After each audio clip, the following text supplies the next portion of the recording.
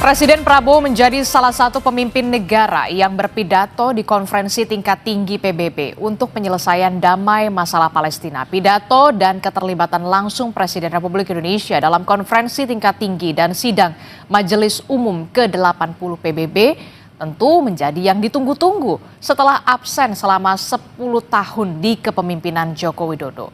Apa yang bisa dicermati dari peran Indonesia dalam sidang umum PBB? Kita akan bahas bersama dengan sejumlah narasumber yang sudah hadir melalui sambungan daring. Sudah ada Guru Besar Hukum Internasional dari Universitas Indonesia, Profesor Hikmahanto Juwana. Kemudian ada anggota Komisi 1 DPR RI dari fraksi PKB, Oleh Soleh, dan pengamat Timur Tengah Hasibullah Sastrawi. Selamat pagi, Assalamualaikum Bapak-Bapak, kabar baik semuanya, sehat? Baik, selamat pagi. Sehat, Selamat pagi, Mbak Adesti. Oke, saya mau ke Pak Hikmahanto dulu. Pak Hikmahanto, ini kan menjadi momen yang ditunggu-tunggu begitu ya di dunia internasional dan juga di Indonesia pastinya setelah absen 10 tahun begitu. Yang paling aktif kalau kita tadi lihat tarik ke belakang adalah Presiden Susilo Bambang Yudhoyono. Jadi seberapa penting sebenarnya momen Presiden Indonesia, Republik Indonesia, utamanya adalah Presiden Prabowo Subianto untuk memberikan pidato dalam sidang Majelis Umum PBB ke-80 hari ini, Prof. Hik. Ya, menurut saya sangat penting ya. Kenapa penting? Karena geopolitik pada saat ini sedang tidak baik-baik saja. Dan dalam konteks geopolitik ini sekarang ada kekuatan-kekuatan yang menggunakan kekuatan itu secara tidak bisa dikendalikan oleh negara-negara lain maupun Perserikatan Bangsa-Bangsa. Jadi ini sangat penting. Dan yang kedua, dunia sedang menanti negara yang memang politik luar negerinya adalah bebas aktif. Karena dunia tahu bahwa kalau kekuatan yang katakanlah mencoba untuk mendamaikan dunia itu tidak mungkin lagi karena negara-negara sudah punya pemikiran yang negatif gitu ya. Misalnya kita bicara soal Amerika Serikat, sulit untuk kita berharap pada Amerika Serikat kalau bicara perang di Gaza. Demikian juga kalau misalnya terkait dengan perang dagang yang ada sekarang, kalau kita percayakan kepada Cina yang sangat besar, itu juga akan sangat sulit. Jadi dunia saat sekarang ini membutuhkan figur negara yang memang dia menganut politik luar negeri seperti Indonesia, bebas aktif, mereka tidak akan berpihak, tetapi sangat aktif dalam memunculkan ide-ide seperti itu. Pertanyaan selanjutnya, apa yang bisa dilakukan oleh Presiden Prabowo Subianto dalam pidato di sidang Majelis Umum PBB ke-80 ini? Saya berharap bahwa Bapak Presiden bisa menyampaikan pidato walaupun 15 menit yang menggelegar, yang kemudian itu nantinya akan diteruskan oleh masyarakat dunia melalui sosial media, melalui juga transkripnya, media-media dan lain sebagainya. Ini yang saya harapkan sehingga ketika Bung Karno menyampaikan pidato the world build a new gitu ya, build a world anew, itu kan pada saat itu dunia sedang dihadapkan pada kolonialisme itu tidak ada. Negara-negara yang baru merdeka itu dapat punya eksistensi dan bisa berperan di dalam kancah internasional. Nah, dalam konteks yang sekarang Bapak Presiden juga menghadapi hal yang sama. Jadi ini kalau misalnya menggelegar, ini sangat luar biasa. Sebenarnya menggelegar itu sebenarnya 3 hal. Pertama adalah Bapak Presiden menyuruhkan agar perang harus selesai. Perang harus selesai. Baik itu di Ukraina maupun di Gaza, ya harus selesai. Kedua, dalam konteks multilateralisme sekarang ini, maka negara-negara jangan menggunakan hukum internasional sebagai pembenar dari tindakannya, tetapi menggunakan hukum internasional sebagai tata kelola dunia menuju pada ketertiban. Ya, jadi tidak menggunakan hukum internasional sebagai justifikasi. Dan yang terakhir adalah isu Palestina. Bagaimana Palestina tidak kemudian menjadi perhatian dunia, karena yang terjadi di sana bukanlah lagi hak untuk membela diri dari pihak Israel, tetapi sudah seperti Bapak Presiden katakan dalam KTT tentang Palestina, merupakan suatu tindakan yang di luar kemanusiaan, kekejaman, dan ini mengarah kepada genosida dan ethnic cleansing. Seperti Oke. itu. Seberapa besar dampak dari pidato seorang Presiden Prabowo Subianto untuk bisa menunjukkan posisi strategis Indonesia di mata internasional, utamanya soal penghentian perang, dalam hal ini ada gencatan senjata genosida yang terjadi di Gaza, Palestina, termasuk juga yang terjadi di Ukraina. Seberapa besar dampak pidato seorang Presiden Prabowo Subianto bisa memengaruhi negara-negara besar untuk bisa sama-sama bergandeng tangan untuk bisa mendorong adanya gencatan senjata? Ya, kalau menurut saya ini tidak hanya berhenti pada pidato yang 15 menit. Tetapi Bapak Presiden perlu melakukan apa yang disebut sebagai shuttle diplomacy. Diplomasi di mana beliau sangat aktif untuk mencoba mendamaikan negara-negara dengan berpergian ke negara-negara tersebut. Kita tahu Bapak Presiden ini beliau sangat mudah untuk mengontak pimpinan dari negara lain, menelpon Perdana Menteri, Presiden tanpa ada halangan. Bahkan beliau juga bisa datang dalam waktu sekejap. Ingat kemarin pada waktu di Doha dilakukan serangan, setelah itu beliau terbang langsung ke sana, memberikan penguatan, ya. Beliau juga tidak segan-segan, misalnya datang ke Cina hanya dalam waktu beberapa jam dan kemudian kembali lagi ke Indonesia. Jadi ini yang disebut sebagai shuttle diplomacy, yang Bapak Presiden bisa bertemu dengan banyak pemimpin untuk mencoba mendamaikan apa yang terjadi di dunia ini, seperti itu. Oke, saya bergeser ke Pak Hasibullah. Pak Hasibullah, ini kan kalau kita lihat ya, Presiden menyuarakan penghentian kekerasan atau kejahatan kemanusiaan yang ada di Gaza, Palestina di konferensi tingkat tinggi PBB, walaupun memang pidatonya cukup singkat, hanya 3 menit kalau tidak salah, sebelum nanti akan ada pidato 15 menit di sidang Majelis Umum PBB. Menurut Anda, sudah tegaskah kemudian posisi Indonesia dari pidato Prabowo tersebut yang 3 menit sudah kita saksikan bersama, Pak Hasibullah?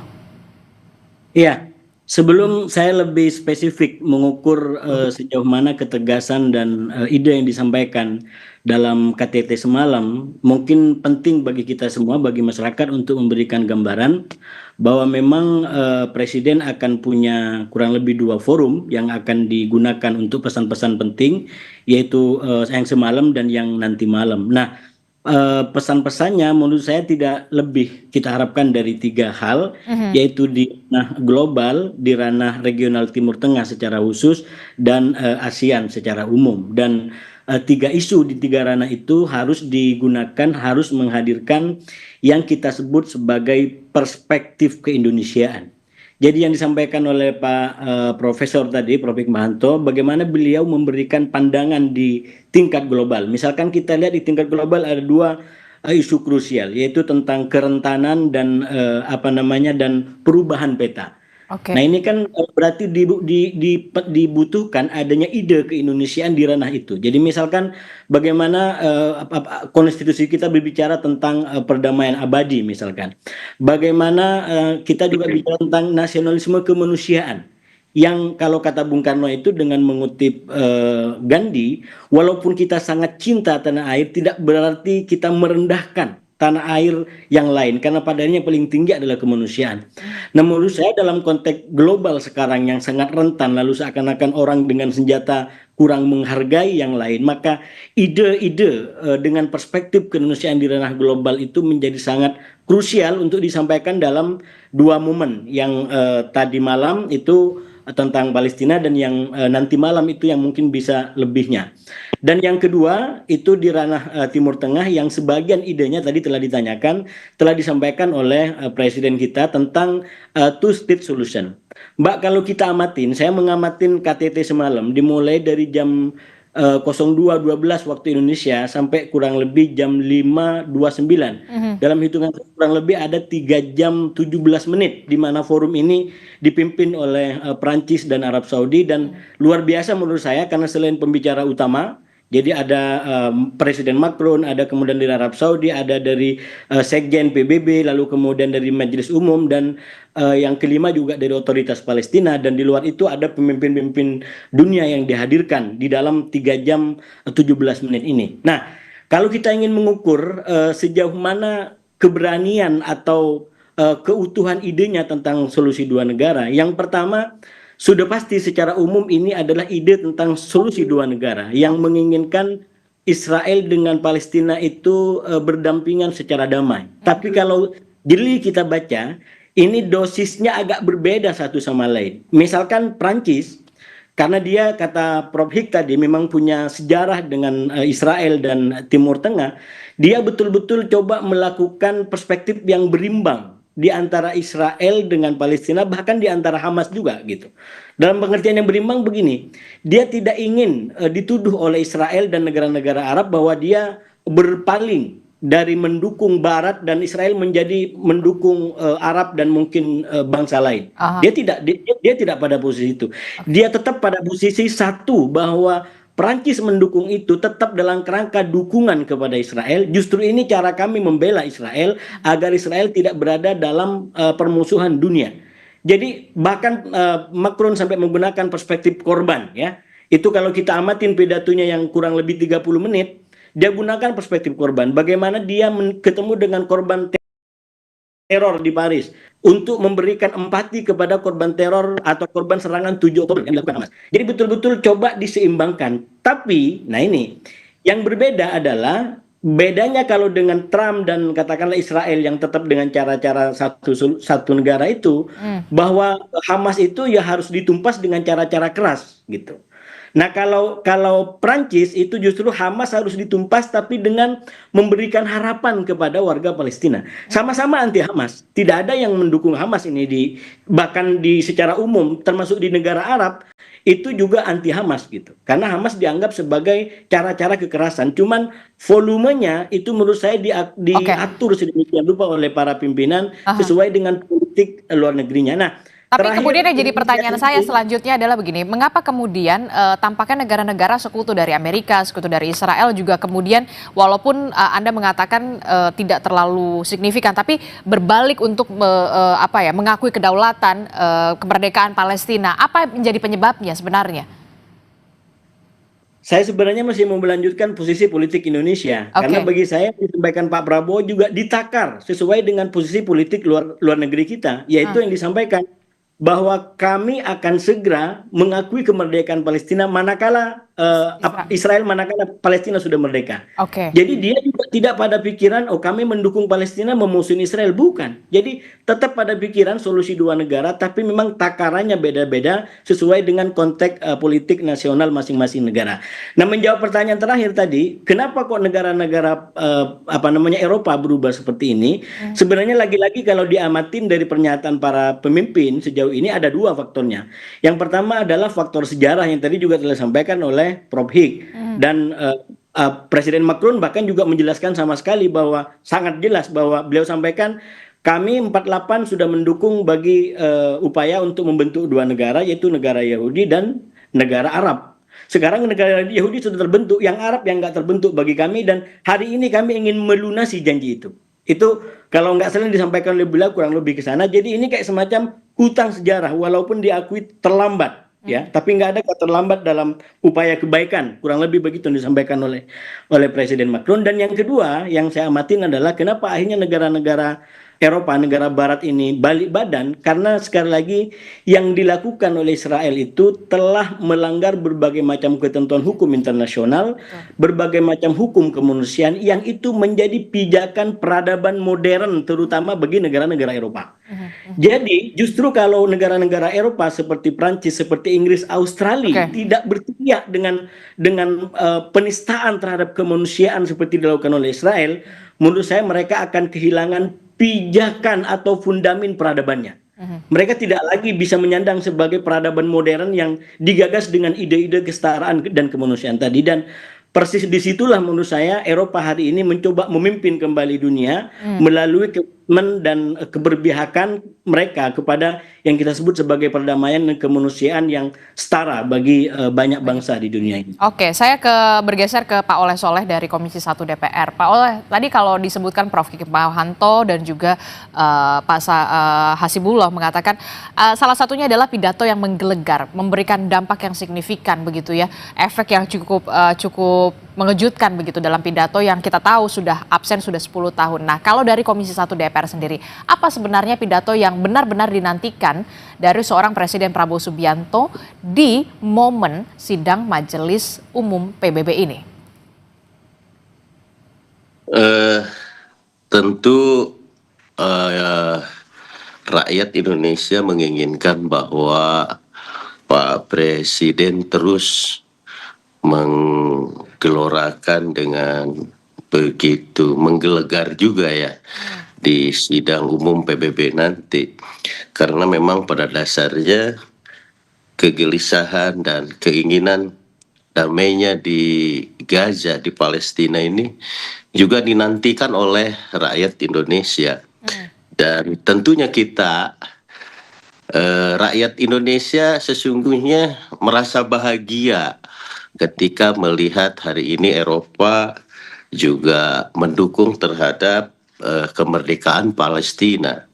Hari ini 149 negara sudah mengakui kemerdekaan Palestina. Dan tentu ini momen yang sangat penting dan tentunya akan menjadi sebuah catatan sejarah barangkali bagi diplomasi Indonesia di dunia. Nah, tentu secara global DPR juga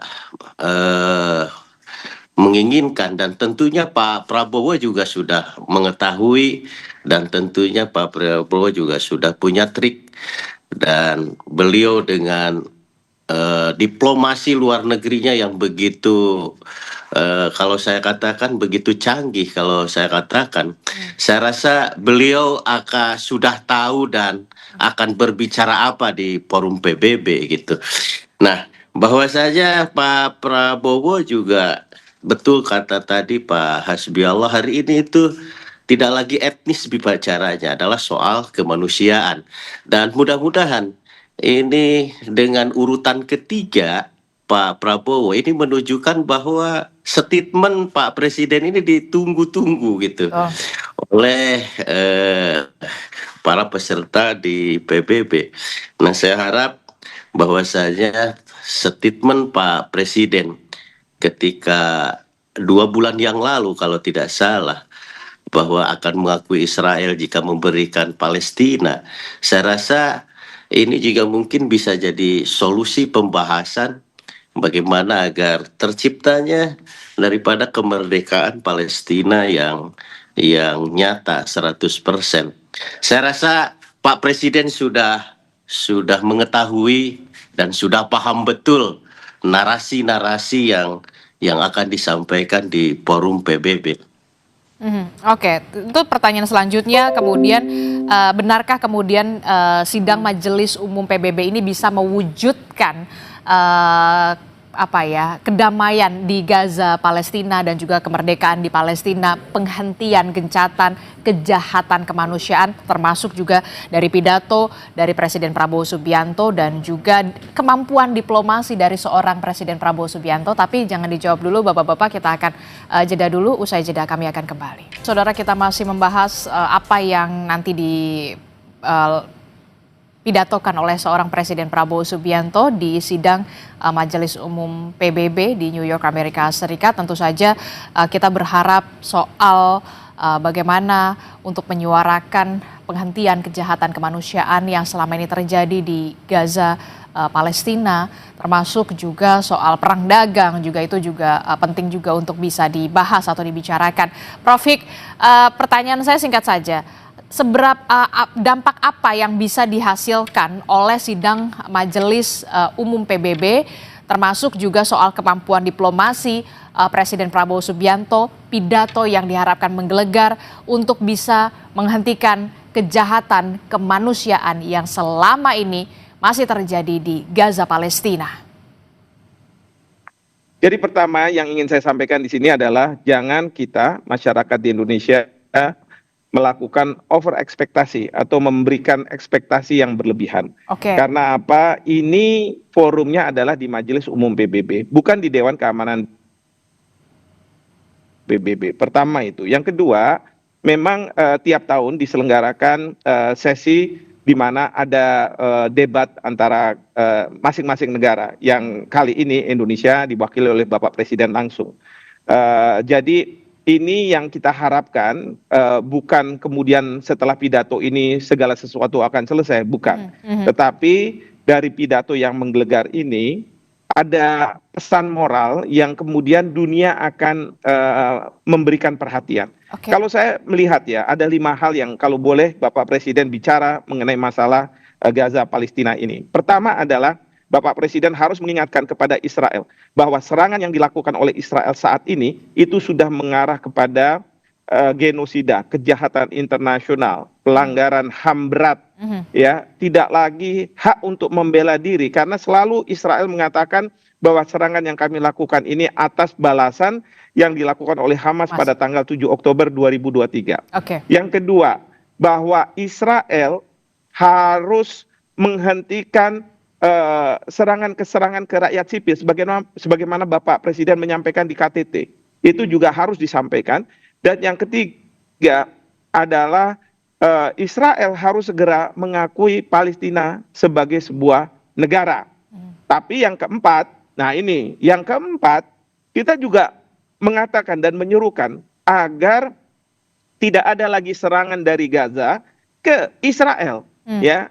Karena kekhawatiran dari Israel untuk mengakui Palestina sebagai negara adalah adanya serangan-serangan dari Palestina yang ke Gaza. Karena sekarang ini kalau dia bukan negara, dia mudah mengendalikan. Tapi kalau misalnya Palestina sebagai sebuah negara, tentu dengan kedaulatannya, dengan haknya, dia akan justru lebih intens melakukan serangan ke Israel. Jadi ini yang tentu harus diingatkan juga oleh Bapak Presiden.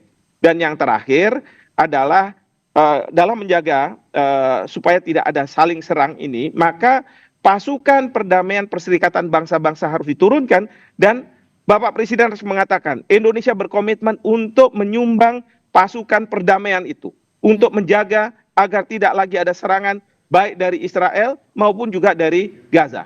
Seperti itu. Oke, 5 poin yang cukup komprehensif terkait dengan upaya penghentian kejahatan kemanusiaan yang selama ini masih terjadi di wilayah Gaza Palestina. Saya coba ke Pak Hasibullah. Pak Hasibullah, output yang seperti apa yang bisa diberikan oleh sidang Majelis Umum PBB, walaupun kalau tadi Pak Prof. Hikmahanto mengatakan ini tetap harus di Dewan Keamanan, tapi setidaknya ada pesan apa yang ingin disampaikan kepada dunia internasional? Ya, yang pertama begini, saya selalu sampaikan bahwa pandangan-pandangan umum seperti Majelis Umum PBB ini, walaupun tidak punya kekuatan hukum yang mengikat dan memaksa sebagaimana resolusi yang keluar di Dewan Keamanan PBB, tapi tetap punya makna. Nah, di antara maknanya adalah saya selalu mengatakan betapa ini mencerminkan nurani dunia. Jadi KTT ini mencerminkan bagaimana nurani dunia masih berfungsi secara normal, secara sehat, di mana bisa membedakan mana genosida dan mana pembelaan diri. Itu faktanya begitu gitu. Nah, yang kedua, karena memang ini tidak punya dampak hukum yang mengikat, maka ini tidak akan bersifat otomatis untuk kemerdekaan Palestina atau bahkan penghentian perang. Ini tidak otomatis ke sana, cuman pasti punya dampak-dampak yang berat, minimal secara moral dan etik ya, yang ini udah dialamatkan oleh seluruh pimpinan negara, seluruh bangsa-bangsa kepada Israel. Dan ini juga menjadi semakin berat bebannya bagi seorang Netanyahu yang memperburuk citra negaranya, memperburuk bangsa Israel, mengucilkan bangsanya sendiri. Tercermin daripada forum-forum dunia seperti ini. Oleh karena itu, lagi-lagi kalau kita kembali kepada pesan yang telah disampaikan oleh pemimpin dunia yang tampil dalam KTT 3 jam 17 menit tadi, itu betapa tidak enak menjadi rakyat Israel gara-gara elitnya seperti ini. Misalkan Mahmud Abbas sampai memberikan ucapan selamat kepada bangsa Israel karena ini berkaitan dengan bersamaan dengan momen tahun baru Ibrani.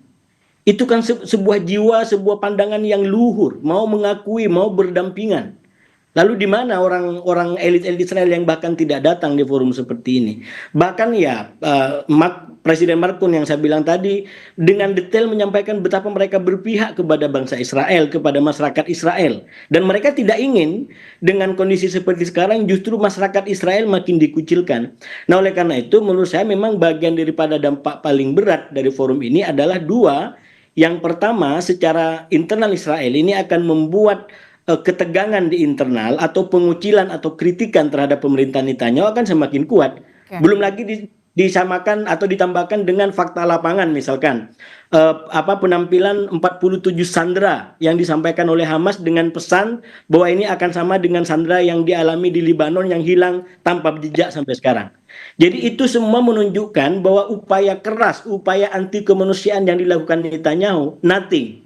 Tidak ada hasilnya, kecuali membuat bangsa Israel semakin dikucilkan di panggung dunia dan sandranya yang sekarang dipegang Hamas itu semakin tidak menentu. Jadi ini dalam kalkulasi normal umum mestinya ada koreksi dan yang mengkoreksi adalah masyarakat Israel. Dan yang terakhir bagian daripada dampaknya menurut saya ketika komitmen ini dilakukan menjadi sebuah langkah-langkah diplomatik, katakan Inggris bikin kedutaan di Palestina atau Palestina bikin kedutaan di Inggris, begitu juga dengan Prancis, begitu juga dengan Australia, Kanada, apa yang akan terjadi? Itu akan semakin memojokkan Israel. Karena sekali lagi yang tidak dia sukain makin dekat ke depan hidungnya. Tiba-tiba di sampingnya ada kedutaan Inggris yang dia tidak mau ada kedutaan Inggris. Ada kedutaan Prancis dia tidak mau. Lalu mau diapakan kedutaan-kedutaan itu? Kedutaan-kedutaan itu mempunyai hukum yang independen. Dalam hukum internasional nggak bisa dianggap itu dengan nggak bisa menyerang kedaulatan sebuah kedutaan sebuah negara di sebuah tempat sama dengan menyerang negara itu sendiri. Itu yang dilakukan Israel ke Iran ketika nyerang konsulat jenderal Iran di Syria yang kemudian menimbulkan perang besar itu karena mereka nyerang duluan kepada konsulat Iran di Syria. Lagi-lagi hukum internasional mengatur kedaulatan sebuah negara itu ada di di kedutaan-kedutaan besarnya. Jadi tidak bisa ini diperlakukan secara semena-mena, diatur dan dihukum dengan ketentuan-ketentuan hukum internasional yang ada. Oke, tapi kemudian yang jadi pertanyaan seberapa besarkah peluang kemudian negara-negara Eropa bisa dalam tanda kutip sampai membuka kedutaan-kedutaan mereka di Palestina, begitupun Palestina ke negara-negara Eropa, itu kan yang kemudian menjadi pertanyaan kita semua. Kalau lagi-lagi dilihat dari komitmen dan statement yang sudah disampaikan, kalau Perancis misalkan, kalau ini terjadi gencatan senjata, Sandra udah bebas, mereka akan bikin kedutaan itu. Jadi ini bukan lagi langkah jauh lagi, ini udah dekat gitu.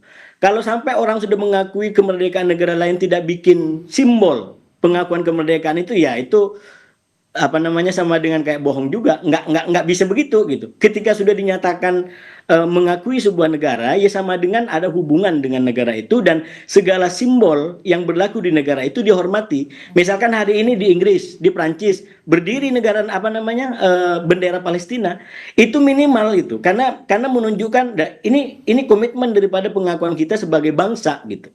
Kita udah mengakuin, ya itu istilahnya kalau sudah menerima pasangan dengan orang lain, ya dengan segala sesuatunya harus dilakukan.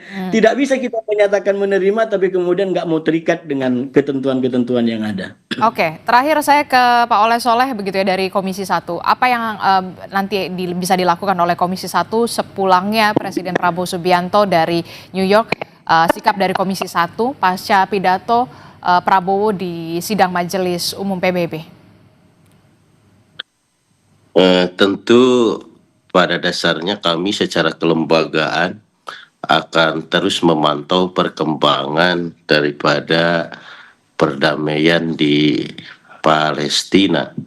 Dan tentu tidak hanya Palestina, barangkali dengan negara-negara lain juga, terutama soal ekonomi dan yang lain-lain. Tetapi yang paling fokus pada hari ini adalah soal Palestina.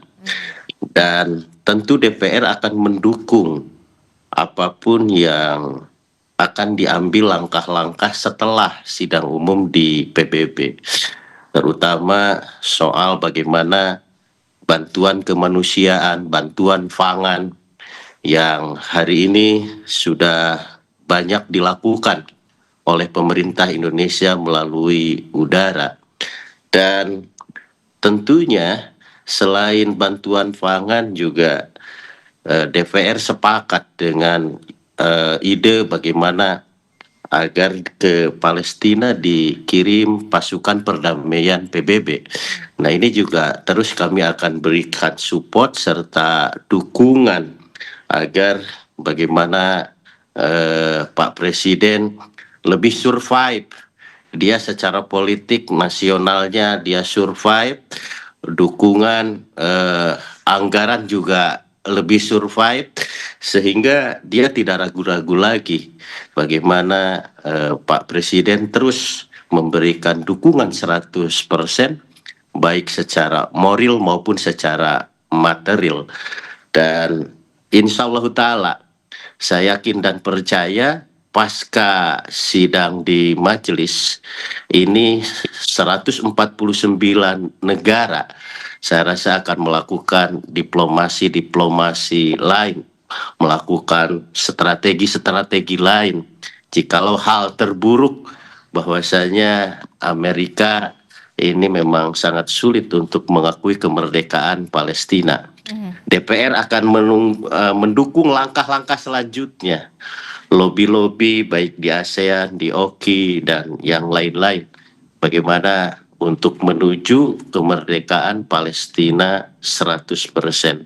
Intinya, apapun yang menjadi langkah Pak Presiden, saya rasa DPR atas nama rakyat Indonesia akan mendukung penuh 100% dalam rangka mewujudkan perdamaian di dunia. Oke, Prof.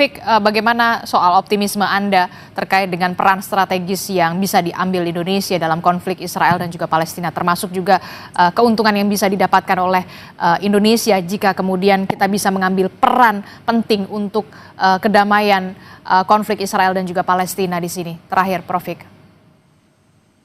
Ya, saya sangat optimis ya, tapi dengan catatan tentu Bapak Presiden tidak berhenti pada pidato yang disampaikan nanti malam waktu Indonesia, besok pagi waktu New York. Tetapi harus ada tindak lanjut dari beliau untuk benar-benar memastikan bahwa apa yang beliau sampaikan itu memang ada wujud konkretnya. Beliau sudah mengatakan bahwa Israel akan diakui sepanjang Palestina diakui oleh Israel. Ini sebenarnya seolah-olah akan memberikan insentif kepada Israel bahwa kita Indonesia yang selama ini tidak akan mengakui Israel, itu akan mengakui. Tetapi ada syaratnya. Syaratnya itu adalah Palestina harus diakui sebagai sebuah negara. Jadi ini ada di dalam pidato itu dan kemudian ini merupakan inisiatif awal.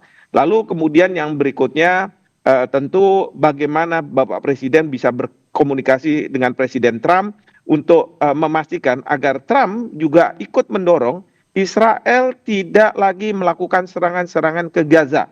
Nah, ini yang sangat penting karena kemarin ini ada resolusi Dewan Keamanan PBB yang kemudian diveto oleh Amerika Serikat dan dunia kecewa ya seperti itu. Nah, ini harus diingatkan kepada Presiden Trump. It is you against the world.